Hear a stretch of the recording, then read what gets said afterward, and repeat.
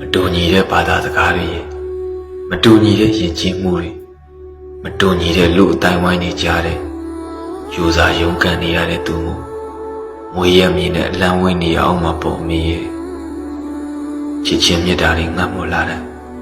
မိသားစုဓာတ်ပုံလေးကိုထိုးကြည့်ရတာအမို့နေမကောင်းဖြစ်တာအမေပြုတ်တိုက်ခဲ့မှုတဲ့စေခါခါလေးတွေကိုလွမ်းလိုက်တာဒီနိုင်ငံရဲ့မြတ်တာတရားတိတ်ကိုအတားကြီးတဲ့အမေရဲ့ကိုကောင်းဖို့အတွက်ဆိုရင်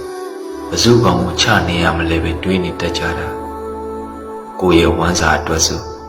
ဇက်တူသာစားတတ်တဲ့လူအတိုင်းဝိုင်းကြီးပါအမေရဲ့ကိုရဲ့အိမ်မိုးမလုံးမတော့မိုးဆိုတာကိုသိခံရတော့မှာပေါ့